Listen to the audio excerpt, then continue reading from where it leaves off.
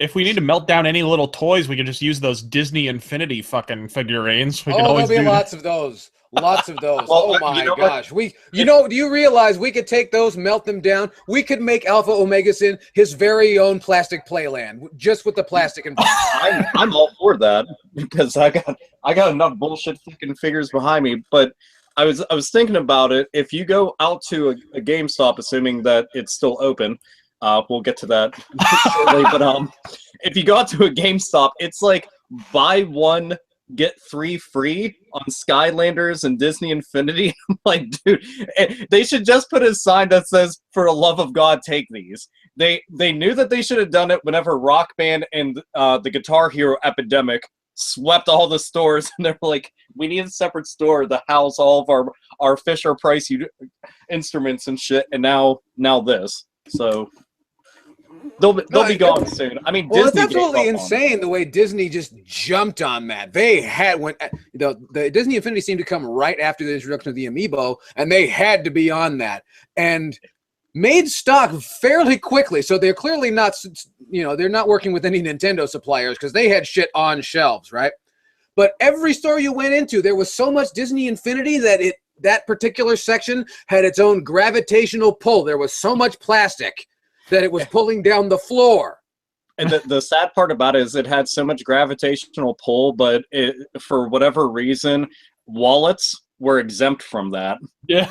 So that was quite unfortunate for the Disney Infinity thing. And, you know what? I'll give them credit though. The figures, like they actually were painted and modeled nicely. That was about it. So aesthetically, they look nice.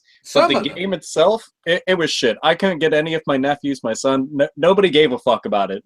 And we tried. We were like, oh, hey, Star Wars, that's cool. You want to try? And they're just like, nah. No, not really. This shit's boring. And I was like, would you like to give a fuck? Would you like to like, lend a if fuck? you want to, I mean, I'm sure that they have like a certain stage to give a fuck, and they're like, no. I think I'll just put my fucking way away. Oh man, it's so bad, so bad. Oh well. But we don't have to deal with the funniest part about Disney Infinity was the fucking thing had been canceled for how goddamn long. I mean, it had been months. And I walk into Target, and there's the saddest Disney Infinity collection ever. It's like 90 billion% off. We will pay you to take these toys.